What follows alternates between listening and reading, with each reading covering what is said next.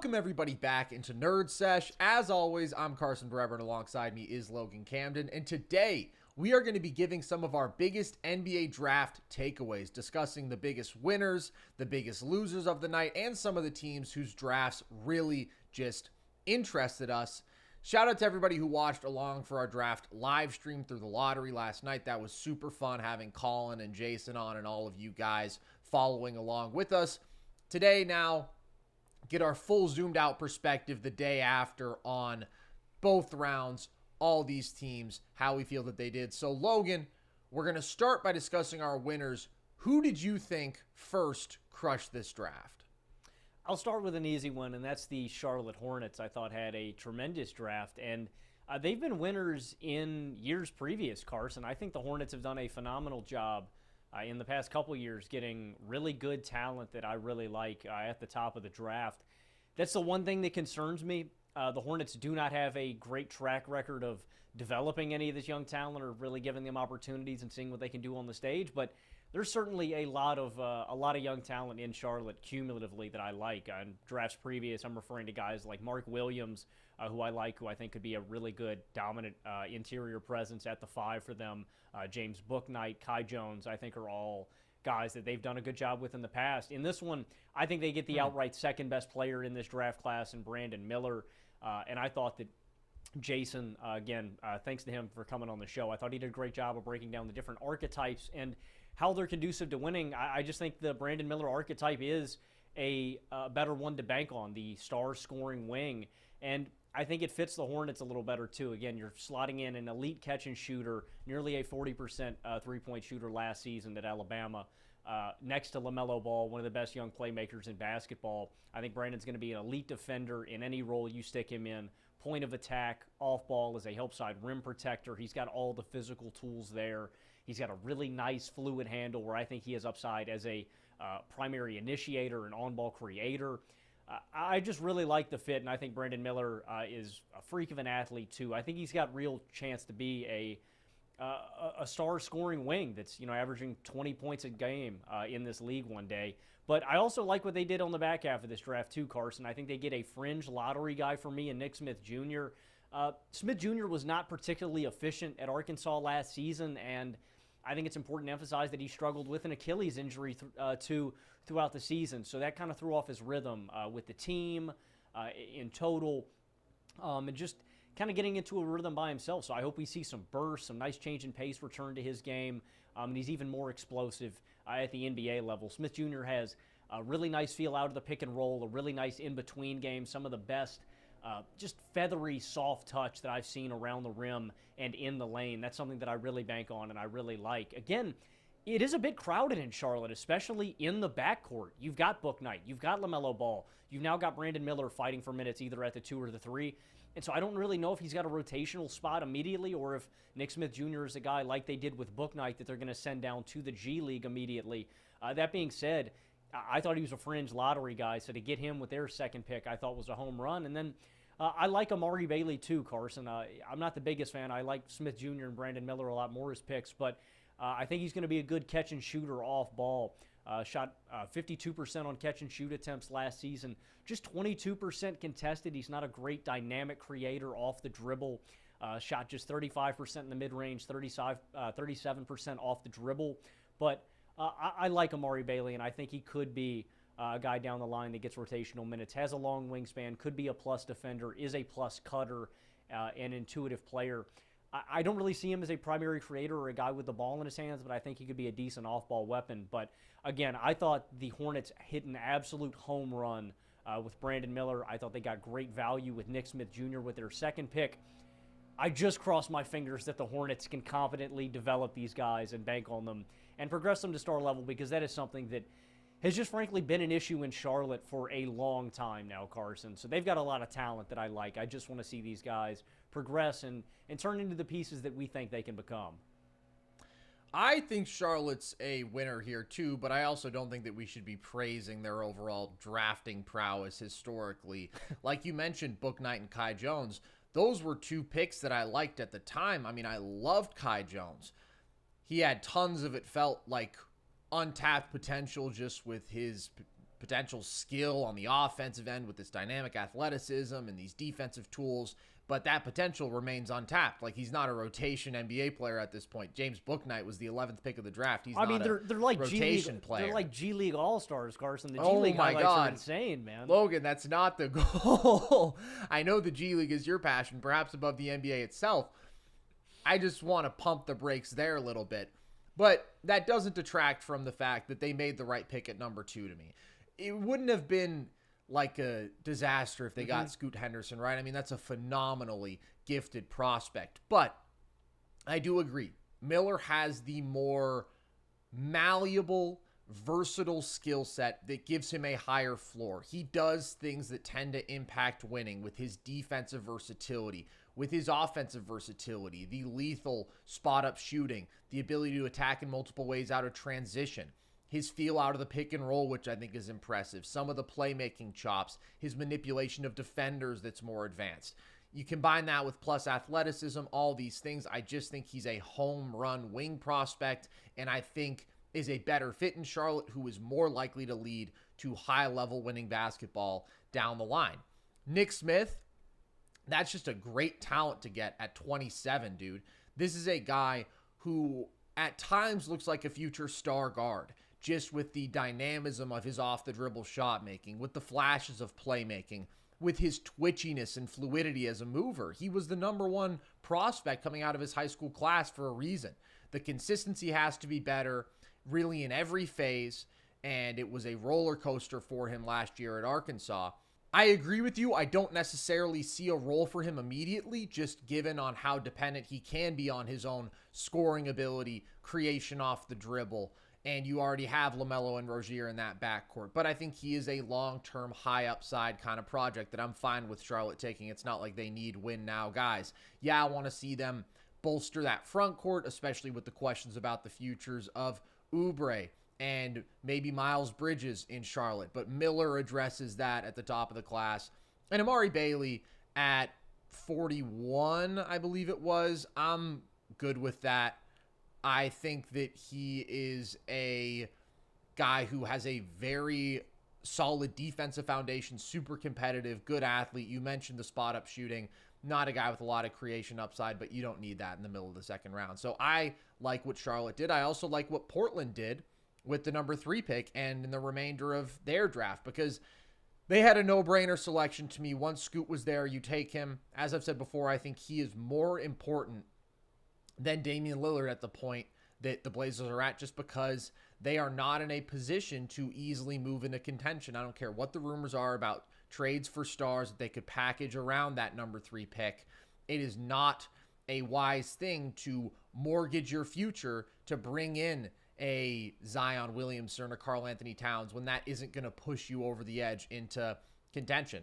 I think Scoot is unique athletically, talking about explosive quickness, vertical athleticism, and power, has really high playmaking potential with his ability to make advanced reads, with his live dribble passing out of pick and roll, and with his ability to pressure the rim. And then I do think has the tools to be a plus defender and is not a reliable, proven catch and shooter, which is why I don't think he would have been a very good fit alongside LaMelo. That backcourt would have been crowded. They're both ball dominant guys, but has shown real flashes with the mid-range pull-up game. Mechanically looks okay. I have some faith in his shot panning out. So he was the best guy. I think getting him is a win. He's a foundational piece, and now they're going to have to look themselves in the mirror eventually and move on from Dame, because this whole setup doesn't work, and they can't be in basketball purgatory forever. Chris Murray at number 23 is just one of my favorite late first-round picks. I think this is a guy with a really high floor. He's going to be 23 when the season starts, so I do understand some of the slippage from him. I mean, this actually isn't any lower than he was expected to go. I think maybe it's a little lower than his talent level dictates he should have. Versatile offensive guy, mismatch attacker as a driver, where he plays with great pace and has really impressive touch, skilled finishing. Out of the post, a good spot-up shooter and a guy who will defend multiple positions at a high level, and really the most promising young front court piece for Portland. Maybe the approach for them should have been high upside guys all around, because I do think they should be adjusting towards this younger timeline. I just think Murray is really good. He's a guy who I want on my team, period. And then getting Ryan Rupert with the 43rd pick, who's been playing for the New Zealand Breakers, I thought was fantastic value. I think Rupert is a highly competitive, really promising defensive prospect, 6'7" with a 7'3" wingspan, unbelievable hands, disrupts ball handlers a ton with his length and his instincts there, is a guy who can block shots as an on-ball defender because of those same traits, and who offensively has some real playmaking chops in transition out of the pick and roll, some real ball handling skill, change in pace. Like, there's a craftiness to his game along with those great athletic tools. He's got a runner that I like, good in transition, nice body control. So I just think if his shot comes along, I mean, you're talking about the 43rd pick in the draft. That could be a home run. So I thought they added 2 quality wings, one who's a bit more of a project, one who's very pro-ready, but both of whom I like a lot in terms of the value. And they added their foundational star guard. So I think as they continue to pivot to this future timeline, Portland put themselves in a really good position with this draft. Yeah, I think Portland crushed this draft, Carson, and I first want to thank them for doing the no-brainer thing and taking Scoot Henderson and not overthinking it. Reportedly, Portland is going to wait until the end of this offseason to make a decision on Damian Lillard. I, again, think the right decision is to move Dame. I just think that's what you do. You go out and you get future assets. But I think they've set themselves up very well for this next phase of their rebuild. Scoot, I think the jumper will translate.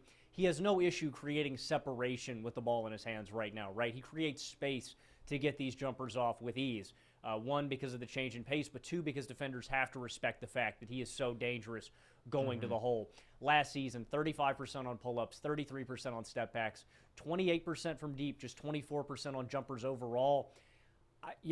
I like it. I think that mechanically it looks good. I think it's going to translate, and I think that's going to improve steadily. 35% out of the mid-range overall. I just think it's going to come with time. Murray, plug and play immediately, is going to be a good wing from day one. And then Rupert, I had a late first-round grade on, Carson, so to get him that late, I think is a steal. I called him clamps overseas. We didn't talk about him in the pre-draft process a lot. I want to see what he looks like against NBA-level talent and if he's that good as a defender against guys this caliber, but I like him too, potential-wise. I think another team out west that crushed their draft was the Los Angeles Lakers, Carson. I think they got an absolute steal with Jalen Hood-Schifino at 17. Just a tall, crafty, patient pick-and-roll ball handler that I think can be in this rotation from day one, right? With this new CBA, with this new cap apron and all that, you've got to find budget guys who can play now, right? You're losing a guy like D'Angelo Russell in your rotation who you just can't pay. You're going to have to re-sign Austin Reeves. You're going to have to re-sign Rui Hachimura. I think Hood-Schifino not only has really good upside long-term as an on-ball scorer, as an on-ball creator, right? He struggled with his shot throughout the year at Indiana, but shot 37% on pull-up threes, one of the best marks in the draft, I believe 4th best. And then he shot 42% on pull-up twos. So I think there's real upside there as an on-the-ball creator, pull-up jump shooter, stuff like that. He's crafty, patient, out of the pick and roll, tall ball handler, can see angles that other guys don't. And again, he's not going to be a great take over the game kind of scorer right now, but he can control the game. He's got real poise. He's real patient. And again, I think the jumper and shot translate over time. You need to maximize this timeline. You need to put good shooting around LeBron. I think the jumper translates, and they need another bench guard that they can rely on. And then in the second round, man, I had a late first-round grade on Max Lewis, too, out of Pepperdine. Wasn't my favorite guy, but 6'7", 6'10" wingspan, has real plus tools and intangibles as a defender. And then, again, is going to be an elite catch-and-shooter off the jump. 44% off the catch. You saw him kind of do it, score the ball at all levels and in a bunch of different ways at Pepperdine, right? Post-ups, pull-ups, step-backs, attacking closeouts. There's a certain jankiness and like lack of fluidity in Max's game on ball that I don't love, but there's upside, I think, as a on-ball creator there. I don't think that's his role immediately, right? He's a 3-and-D wing from day one because the ball's not going to be his hands. But I think there is a little on-ball creation upside there with him. Has to get a little stronger, right? I think he's probably a guy that you can attack. He's kind of slight-framed right now, but he's got the tools to improve there. and is immediately going to be a plus shooter. So I think right now you've got two guys that can immediately go in this rotation and be plus winning players from day one. But I like both of these guys upside long term. So I think they fit and complement the guys now, but they also could be part of a larger and longer timeline. So I thought the Lakers did a phenomenal job in this draft, Carson. I like the Lakers draft too. Hood-Schifino at 17 is good value, and I think he's going to be asked to play a relatively important role for LA immediately just because we saw how dependent they were on the pick-and-roll creation from Austin Reeves and D'Lo in tandem throughout this playoff run. And obviously, D'Lo disappeared in that Nuggets series, and it absolutely cost them, and I do not think he will be back. I do like a lot of Hood-Schifino's game out of the pick and roll. I think he's a very good playmaker. I think he has an advanced handle, some of that shiftiness and pace out of the pick and roll where he can get into the lane. Doesn't get all the way to the rim very consistently. And I do worry a bit about his overall efficiency as a scorer. I believe it was 49% true shooting for him last year. You mentioned the pull-up game is promising, especially for mid-range. But mid-range pull-ups aren't always the most efficient looks. And off-ball, I worry a bit about him as a catch and shooter, 25% from deep on spot ups. But yeah, this is a guy who can run your offense in stretches, who can create shots for himself and others out of pick and roll, and who I think has good tools defensively. I think it's a good value pick. I think it fills a potential need. Overall, I like it. And then Max Lewis, I'm maybe not as high on him defensively as you are. I think he's got good length, but I think he has a lot of flaws there right now. He is slight, as you mentioned, but he's not quick laterally. And I thought just had a ton of lapses mentally in terms of focus. So I'm not super confident in him just coming right into the league and being an impact guy defensively, which is hard to expect of any rookie. I think he's pretty far away, but I really like his offensive game. 44% on catch and shoot threes. And I might like him more as a ball handler than you do. I think he's actually got a pretty smooth game there. I think he's got a lot in his bag. I think he's got long strides and some legit ball handling that allows him to get to the rim off the bounce. And then as a pull-up jump shooter, has got some crosses that he can go right into pull-ups with, jabs, step backs. He's got something really to him as an all-around offensive player, and has made some nice reads out of pick and roll, almost 3 assists per game. So he was playing for Pepperdine, for those who don't know, not the highest level competition, and he is almost 21. But at 40, I think a real quality offensive wing, and a guy who may be asked to play some meaningful minutes for them just in terms of providing that wing depth. So I like the Lakers draft. I think maybe the most obvious home run here, though, is the Houston Rockets landing Amen Thompson at number 4 and Cam Whitmore at number 20. I thought Amen is just in a different tier in terms of talent from anybody else who was available. I think he is an incredible athlete at 6'7", the quickest first step I've seen from anybody of that height. Jumps out the gym. Incredibly high playmaking ceiling. Houston needed that primary ball handler who they could really believe in, who could create for their other score-first guys at a high level. I do believe Amen is that, with this awesome transition potential and a really high defensive ceiling. It's going to be a question of how honest he can keep defenders in the half court, playing drop coverage. He needs to be more consistent from that floater range, and his jumper needs to be more consistent, period, point blank. But the ceiling is the roof for this kid. I mean, truly superstar potential. I think he was absolutely the right pick. And then Cam Whitmore, dude, we were talking about going 5 to the Pistons, and I think had one of the more inexplicable precipitous falls that I could think of in recent draft memory. He's just a different level of talent than a lot of the guys who went above him. This is a incredibly dynamic athlete at 6'6", 235 with a 40-plus inch vert. He is a bulldozer getting to the rim. He was a good catch and shooter. He has some creation for himself with the step backs, not overly advanced as an overall on-ball creator. His playmaking leaves a lot to be desired right now. But the sheer value of his closeout attacking, spot-up shooting, transition with his athleticism, and he wasn't a consistently great defender, but there's undeniably potential there. I mean, at number 20, dude, people have talked about the athleticism.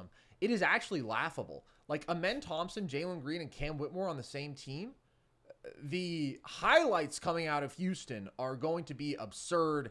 Yes, all of these guys need to refine their games. They need to learn how to play basketball in a totally winning context. All those things can be true, but it's a very young core. They've got time to figure it out. They've got a good coach coming in now in Ime Udoka. And bottom line, they nabbed phenomenal talent in this class. They got 2 6'7" guys with 7-foot wingspans and 40-inch verticals. I don't think you can go wrong. I mean, you talk about the absurd value that you get with Cam Whitmore that late in the draft. I think they had the best draft out of anybody, man. I mean, absurd value, absurd athletes. Yeah, they crushed it. Again, they need refinement. They need to play winning basketball, but that all comes with time, and I'm very excited at the Houston Rockets' future.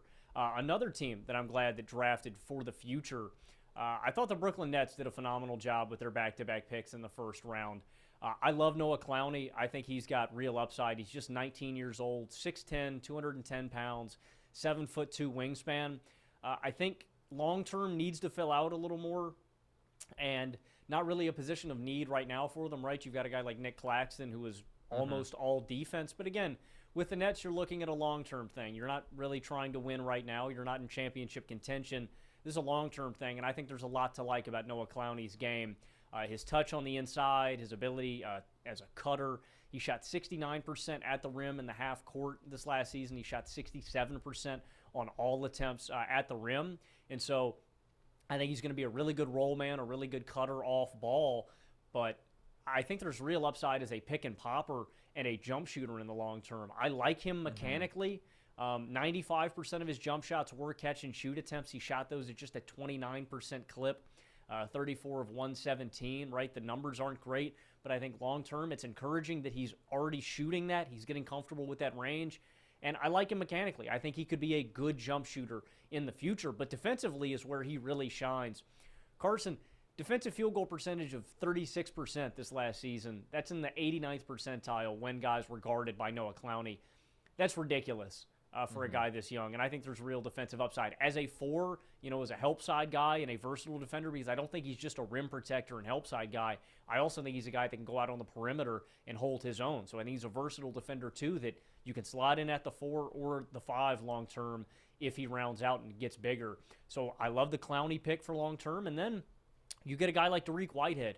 There's always a spot for shooters in this league. Dariq Whitehead is one of the purest shooters in this draft class.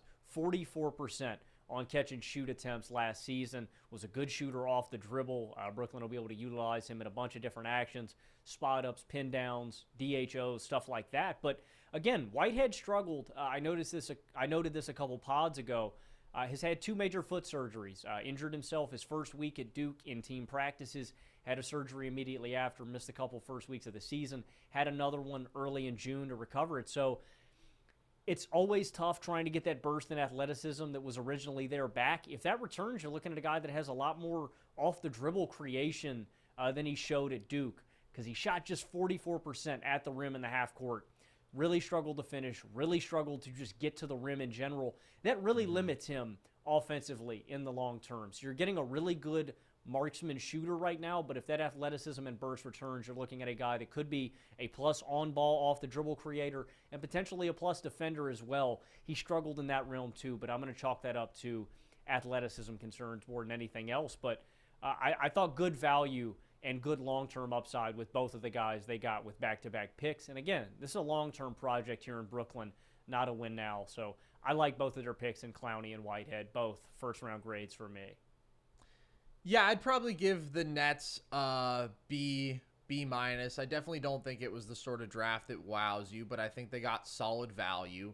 I prefer Clowney between these two because I think of the defensive and floor spacing ceiling that he has. You mentioned it. I think a switchable big, fluid mover out there, really good length, and it's not like he's the ultimate eraser, super intimidating shot blocker, but I think even though he's not the biggest big, he actually guards the post pretty well. And Yeah, uses his body and hands well, should be a impact guy on that end. And you mentioned the shooting. The numbers may not be great, under 65% from the line, but his willingness to shoot, right?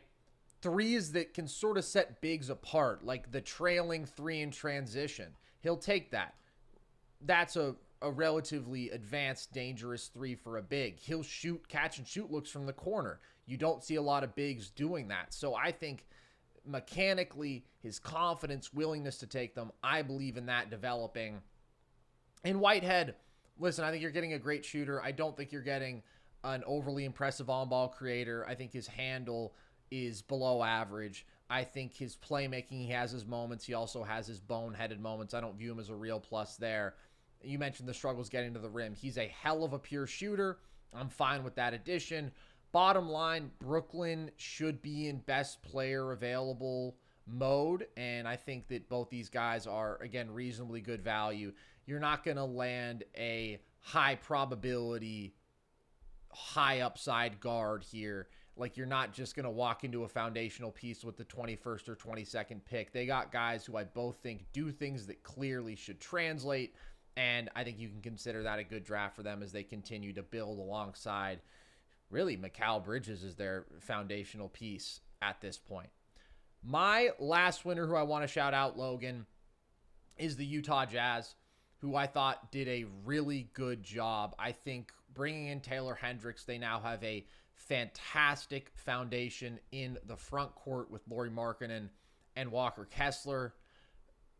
We've talked about Hendricks a lot, but definitely to me one of the 10 best prospects in this class. I had him at number 7 on my big board because there is just a very high floor to me with him. A multi-positional defender, a secondary rim protector, a good rebounder, and a guy who can shoot the hell out of the ball, 39% from deep, almost 80% from the line, but also can attack mismatches, 93rd percentile post scorer, very good weapon in transition.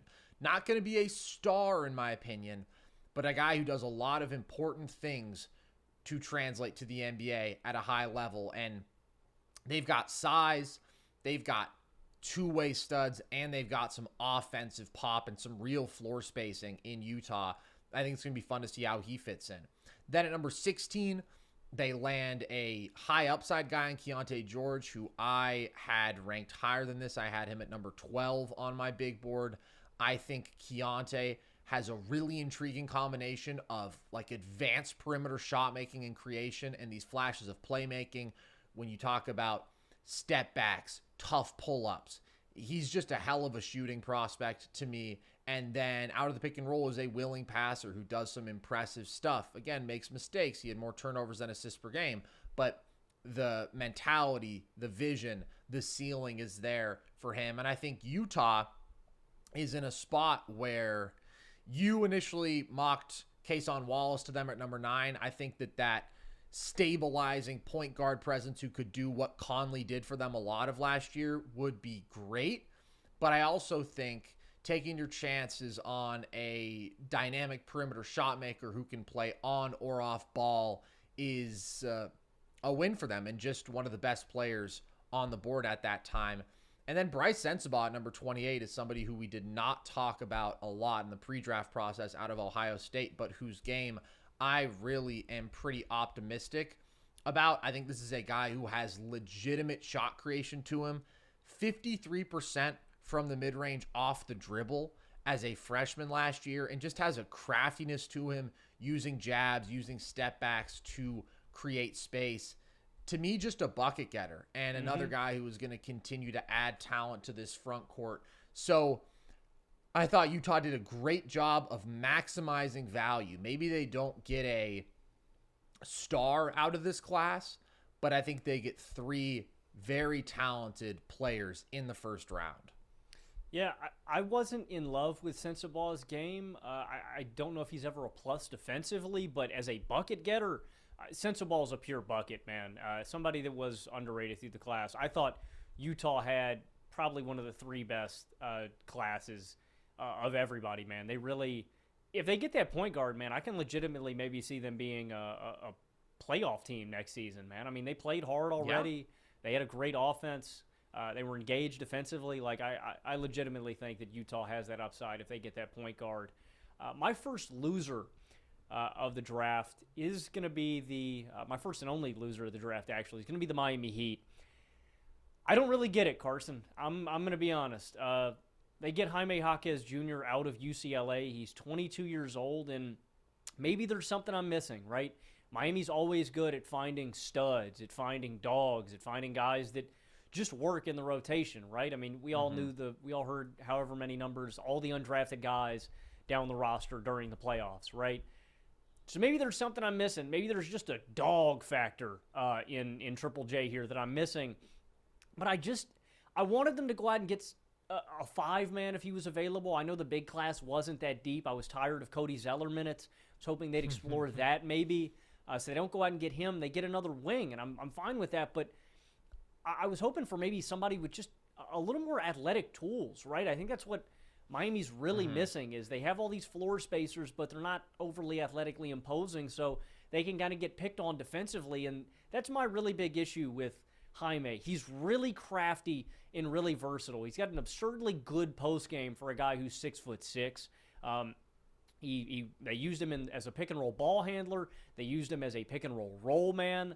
He had some shot creation off the dribble, a little bit of a fadeaway. Like, he's just kind of a crafty bucket, just not overly athletic. But I picked him as a guy who I really thought could get picked on defensively at the NBA level, in my opinion. At college, he was versatile. You know, they switched him on to bigs. They switched him on the perimeter. At the NBA level, I just see him kind of being a target. I don't think he's big enough to where you can legitimately switch him on to bigs. He's got a 6'10 wingspan, but he's not a great vertical athlete, and he's not crazy strong. I saw him routinely attack closeouts at a really poor level, and I don't think he's fast enough to contain quicker guards on the perimeter. This is a guy that isn't explosive athletically when creating from the perimeter on offense. He shot just 29% at the rim this past season. He's not really great at attacking closeouts or getting downhill. And at times could be an isolation and score first guy that would disrupt the flow of the offense at UCLA, and I don't really see him being able to do that at the NBA level. So I just think he's mid. I think he's mid. I don't really think he's a complimentary piece. The biggest thing to me is his athletic limitations, Carson, is I really see him getting picked on defensively at the next level. Like I said, Miami's track record of scouting guys, of drafting is immaculate, of developing guys is amazing, and they always end up getting dogs. So maybe there's a dog element that I'm missing with Jaime, but I think he's athletically limited, and I just think he was kind of mid in every other area. So I didn't like the pick, and I thought this was a team that desperately needed to add another rotation guy to reload for this next potential championship run because they're not losing a whole lot of guys. So I was disappointed with the pick. I thought Jaime was a second-round talent at best. I can see the vision here from Miami because Jaquez is 22. I think is relatively pro-ready. I think is, although an athletically limited defender, a consistent high-effort guy, has a high IQ as a helper. Offensively, is versatile. Does bring some solid size as a wing here for a team that was consistently much smaller than their opposition. And they do need to inject a rotation guy, especially with Strus and Gabe Vincent coming available now, not being able to keep those guys on the cheapest possible contracts anymore. I just think it's a reach, and I have some of the same concerns about Jaquez's limitations. I've watched a lot of him as a UCLA guy. I covered ASU basketball for a couple years and just generally pay a good amount of attention to the Pac-12, and he always felt to me like the ultimate college bucket. You mentioned his craftiness, right? You don't see a lot of 6'6" guys getting their repeated post touches and going to work with their pivots and their fakes and their turnarounds. And Jaquez is crafty and effective as hell down there, and I do think he'll be able to attack some mismatches, but I also think he's going to get less touches there. And I think he does have that versatility to be used as a screener, and he is solid spotting up, and I think he's a pretty solid passing prospect. But I just think when you consider his athletic limitations vertically and in terms of lateral quickness, that's going to limit his defensive impact no matter how much effort he plays with and how smart he is. And he's really a mediocre perimeter shooter, despite being very good out of the mid-range. Under 33% from deep in a 4-year college career. Like, I just think that's kind of who he is as a shooter at this point. And being 22, it is a reach to me. I was not a big fan of this pick. And I think if you're going to take a win now wing, I would have preferred a Chris Murray for them, who has tons of offensive versatility, who has better size, who has much better defensive tools. That would have been my preferred pick if they were going to go that direction. My loser is the Washington Wizards, and we were both very surprised on our live stream when they took Bilal Coulibaly at number 7. And it's not that I dislike Coulibaly. I had him as my number 14 prospect, a lottery kind of guy. He's just too raw, in my opinion. And this is exacerbated by the fact that they traded up, given up a couple of second rounders to move up one pick with the Pacers when Jarris Walker was a superior prospect. I do not believe that Indiana was going to take Coulibaly. It just felt like they got burned in that respect as well. I do see a real 3-and-D ceiling with Coulibaly. Like, he is a very good athlete, and he's a good cutter. He's good in transition. He's good as a straight line driver, closeout attacker. He can finish around the rim. He has these flashes of good ball handling at high speeds. Not super consistent there, though, and I think all around in terms of advanced offensive skill is really lacking. Does not project as a creator to me. One of the youngest guys in this class, sure, not even 19 years old yet, but I don't really see that in his future. I think it's going to be predicated on athleticism, defense, and what kind of shooter he can be. And his shooting is just okay right now. Mechanically looks fine. 36% from deep, 63% from the line. Not something I'm confident in being a high-end trade. I think he'll probably be okay there. Defensively, I do think he's going to be awesome. Top of the line prospect. 6'7", 7'3" wingspan. Good feet. Good frame. High effort. But if you're going to go for the two-way guy, maybe they see a higher ceiling here than I do. I just think you can only go so far without that like real sort of offensive feel and creativity and playmaking chops, which I don't think he has. There were just better multifaceted two-way guys available to me, like Jarris Walker, who I think has shown more offensive skill, who I think is a very impressive athletic prospect with his combination of power and quickness and verticality while being almost 250 pounds, and who's going to be a really good defensive prospect, more proven as a passer, at least as proven as a shooter. Tons of roles I can see for him offensively. Hendricks, who we already talked about, maybe doesn't have quite as high a ceiling as a Walker, but I think has a really high floor and just a better prospect all around to me. This felt like a reach, and we'll see how they handle this in terms of player development, because it's going to be a challenge and it's going to be a bit of a project. I don't really see a star ceiling for Coulibaly. And then their only other pick in this draft, taking Vukovic at 42, is fine. I haven't watched a ton of him, but I do like his shooting skill. He's got some fluidity at 6'11".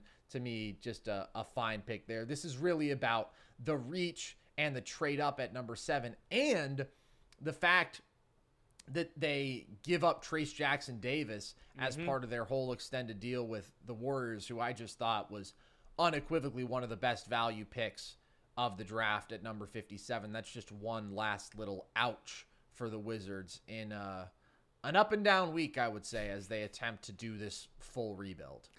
Yeah, I thought Coulibaly was a reach. If they traded back, tail end of the lottery and nabbed him, I think it's fine. I think it's a fine pick. But with other guys on board, I agree. I thought they should have maybe explored another direction. There are some other notable teams that I think we should get into, Carson, whose drafts really intrigued me.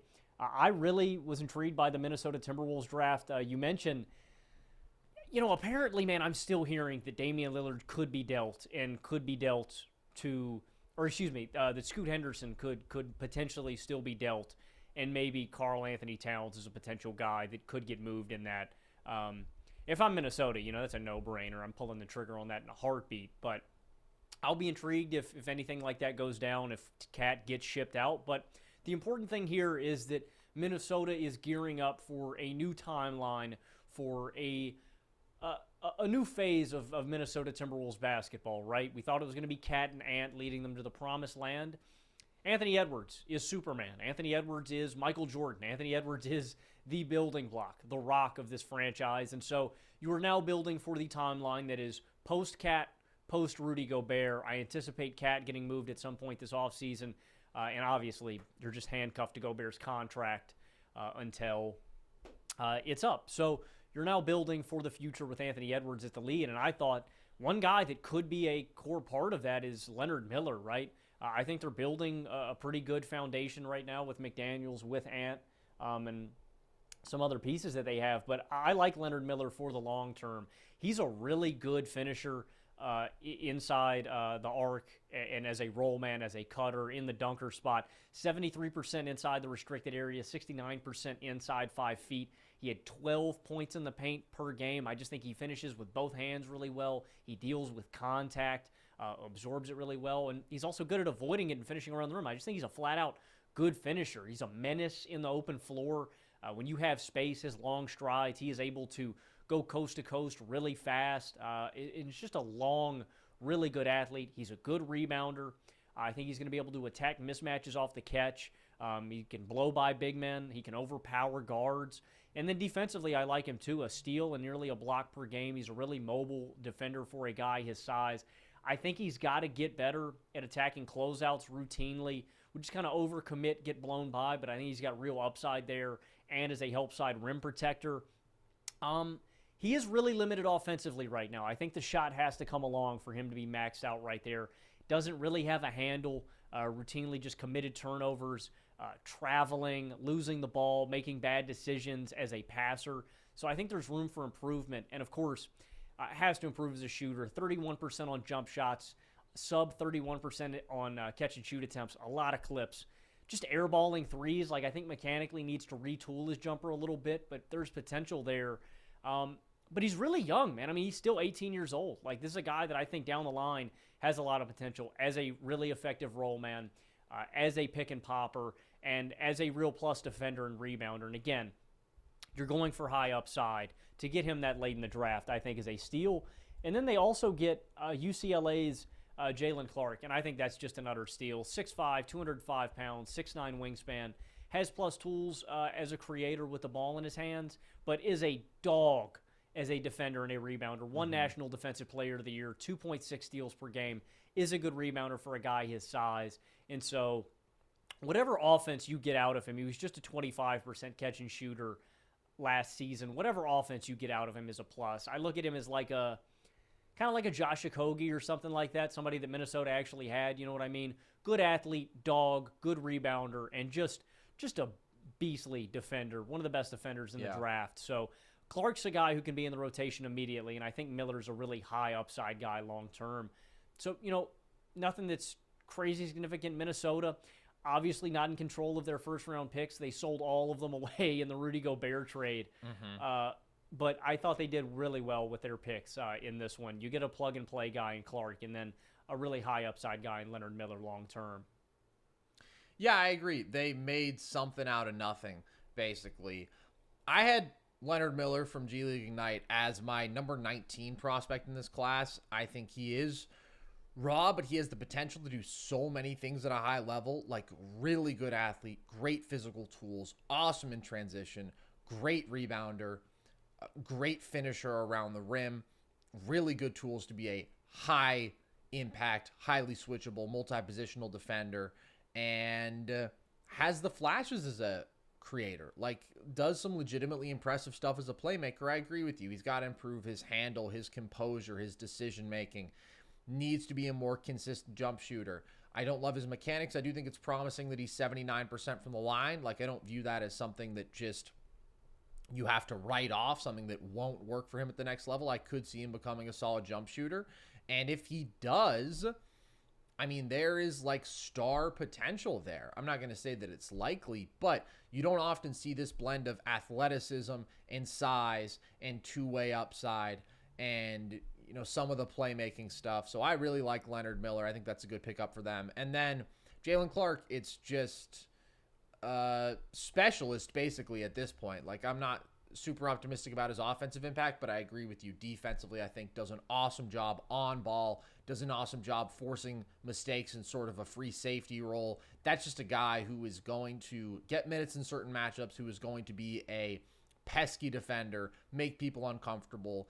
And with the 51st pick, that's good value. So Minnesota, it is frustrating, dude, organizationally, just when you think about the fact that I understand them wanting to go all in on this timeline, but Anthony Edwards is 21 years old, and they are now in a position where they can't acquire through the draft that blue chip talent to put alongside him. So I agree with you. I mean, a trade for Scoot, if that were on the table, would be fantastic for them. I love Jaden McDaniels, but it's just the young core is not in development there. So these were good pickups, but they can't solve that fundamental issue, which is the Rudy Gobert trade and what that's done to their construction.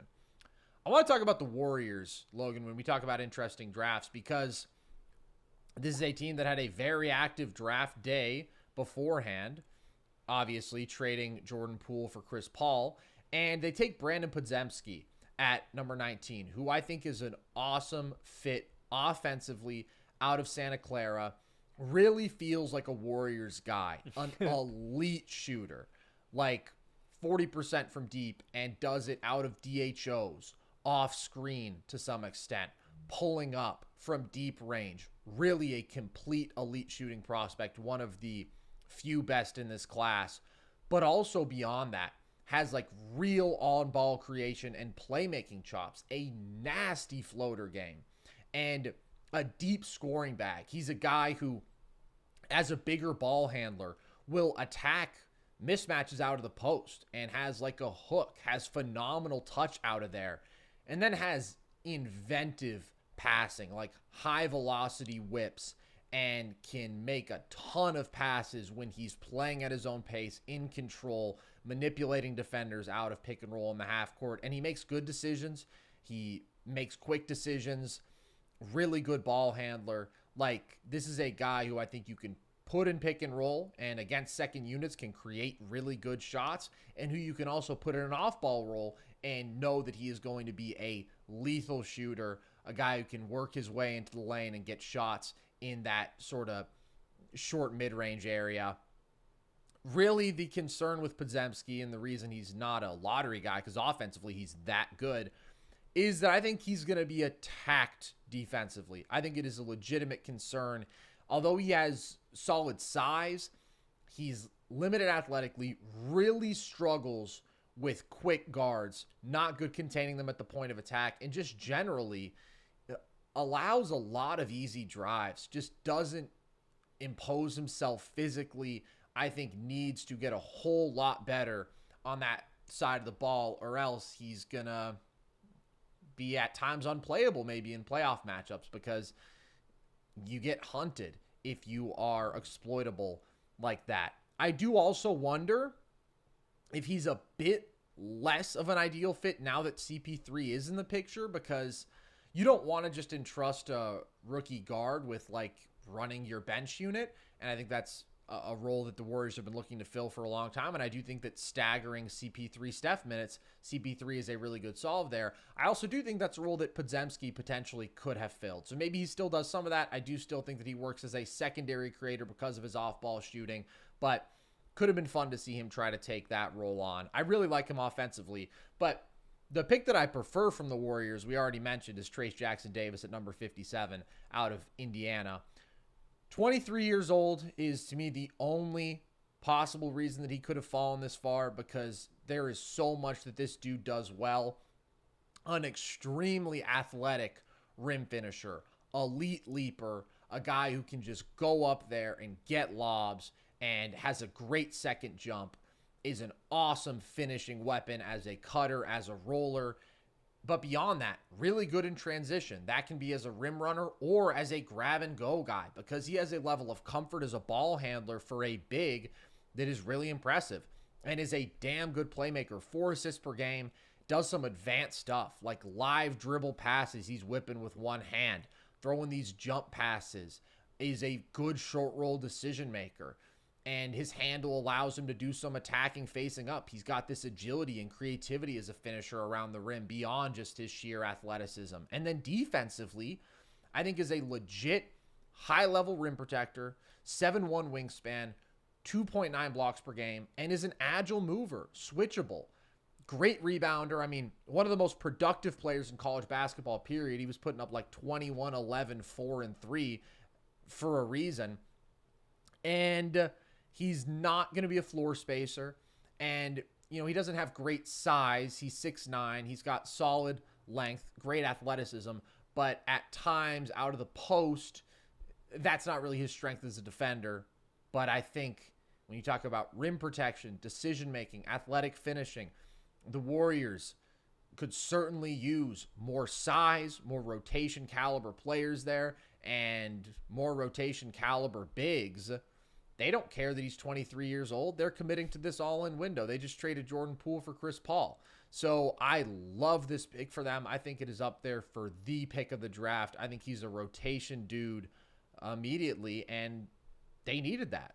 100%. I was absolutely astonished that Trayce Jackson-Davis fell this far. I had a late first-round grade on him. I thought, like you said, man, play immediately. I also think he's a smart pick-and-roll defender, too, on that end, outside of what he brings. Like, again, there's just veteran polish here with Trayce Jackson-Davis that you have to love. He's also a good short-roll decision-maker.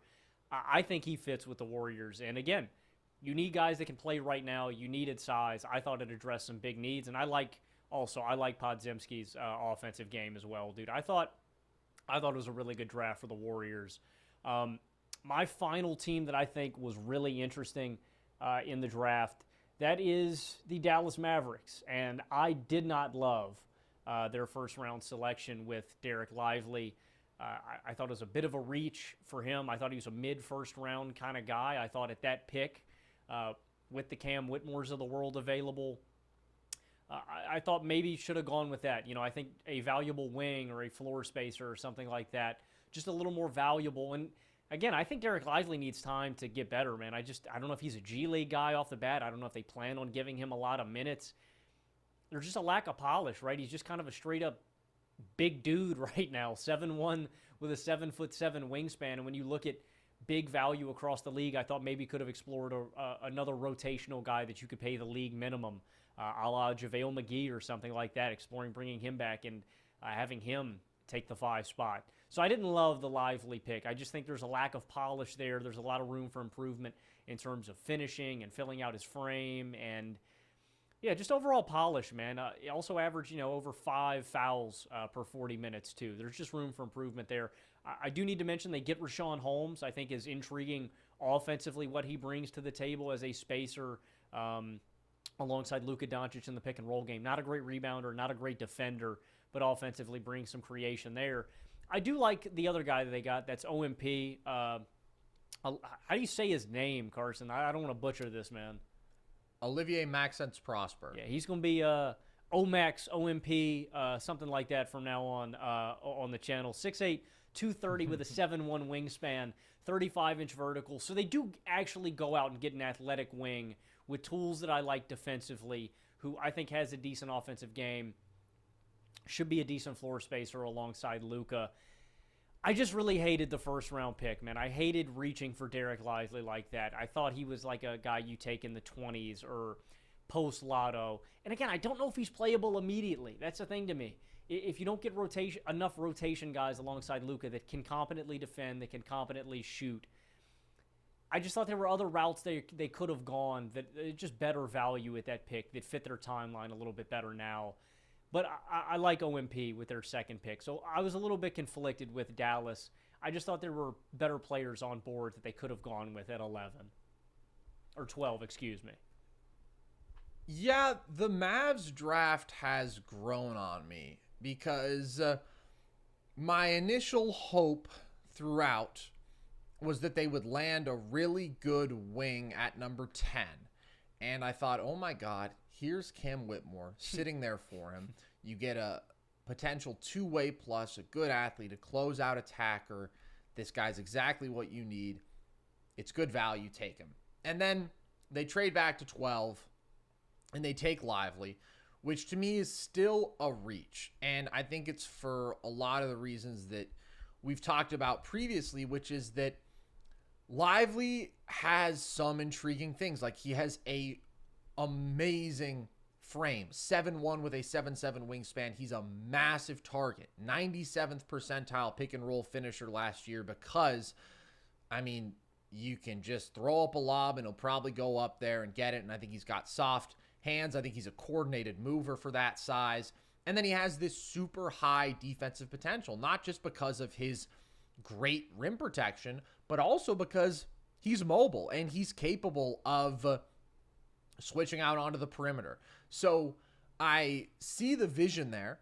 I see that this is a position of need unequivocally, but I do not think he's going to be above a replacement level big. I mean, I don't think that he'll even be that as a rookie. I think he's too raw. I think he is too underdeveloped offensively. Like, yeah, he can catch and finish open looks, and he's a bigger target than average. And you know what? He may be reasonably productive and efficient playing with Luka Doncic, because who isn't, right? That guy just manufactures great looks for bigs out of pick and roll. Ask Dwight Powell how it's been playing with Luka. I think he's quite enjoyed it. So Lively, could thrive to some extent in that role. But I just think you're not getting any of the bonus stuff from him offensively.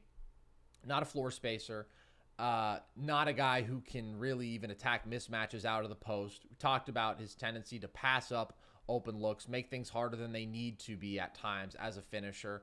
And defensively, the ceiling is super high, but I also think you mentioned the tendency to foul. He's a guy who can be out of position, isn't the most consistently impactful defender, and bottom line is very few rookies are good defenders. Lively is a guy who I think is far enough away. There's a reason he was playing 20 minutes a game this past season at the collegiate level. And so if you're going to drop him in to Dallas and say, okay, be the starting center for a contender, that seems ambitious, or an aspiring contender at the very least. But they did move back. They did add value because they get rid of Davis Bertans, which allows them to use their full mid-level exception. Very bad contract. And they're able to use their trade exception to get Richaun Holmes, who I've always been a fan of, Logan, just because he's got one of the sexiest floater games in the league. And yeah, wasn't really a remotely important rotation guy for the Kings, but they're adding at least another playable big who with legit offensive skill. I mean, he will be their best big offensively if they let Christian Wood walk. Not a good option defensively, but they're working with scraps here. Like, they're not going to be able to just turn out the ideal two-way big that they want. So those two in tandem, you feel better about your situation at the 5 spot than you would have even if Lively is a reach. And then getting Omax, as we'll call him, I thought was a good job. And I thought that was their biggest need, right? An actual quality two-way wing after they lost Dorian Finney-Smith. He's a very good vertical athlete. He's a very good cutter. 34% on catch and shoot threes. I think will be a solid shooter. And most importantly, is a great defensive prospect with his physicality, his effort, his length. Just got great tools on that end. So I don't think he's a guy with creation upside. That's not what they need. I wish he was a bit quicker attacking closeouts. He doesn't always get by guys. And in the lane, he can at times be a little overly tentative as a finisher and do a lot of pump faking and pivoting. And sometimes he gets people to bite with that, and sometimes he doesn't. So he's not like the ideal 3-and-D wing, and I think he's going to have to consistently shoot the ball well at the next level, which he's not a great shooting prospect, so I don't think you can just check that box immediately. But they met their two biggest needs. They may not have gotten my favorite version. I'm not the most confident in these guys coming in and immediately having like positive impacts and being super refined. But I thought that they ended up doing a pretty solid job, especially when you consider the little bit of contract manipulation that they were able to work out with those trades. So all in all, I feel better about Dallas now than I did when they first picked Lively at 12, because in a vacuum, his value is just not that of the 12th pick. There are better basketball players on the board there. Okay, last really interesting team that I want to talk about is the Denver Nuggets. just because this is the defending champions, and they really actively tried to work their way into this draft, swinging the deal with the Pacers, and they end up picking at 29, 32, and 37. And there's definitely a theme with the guys who they take. You get Julian Strawther out of Gonzaga, one of the best shooting prospects in this class, 41% on catch-and-shoot threes, 45% on spot-up threes. Really elite shooting prospect, 21 years old, ready to contribute immediately. Jalen Pickett, I think, is the pick that I might like even more. 23 years old. Again, they're not shying away from taking pro-ready guys, nor should they, because that's exactly what they need. They're trying to contend. And this is a guy who I think can command a second unit for them if Bruce Brown leaves. He played in a very high-volume role at Penn State. 18, 7.5, and 6.5 a game were his averages, so extremely productive. But what I like is he's got really good presence out of the pick and roll. He's very physical as a driver. He does a good job of bumping guys, getting to his spots as he wants. Very patient, very controlled. Does a great job of trapping defenders in jail, as they say, sealing them off on his back with those hostage dribbles, and is a really good shot maker from that intermediate area.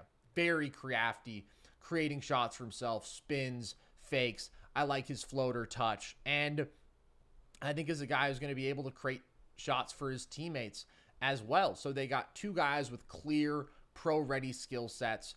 And then Hunter Tyson, I think, is maybe a bit of a reach because I feel like his value is really predicated on shooting, but I do think he's a very good shooter. I think he's another old guy. Like, he's 23 too, if I'm not mistaken.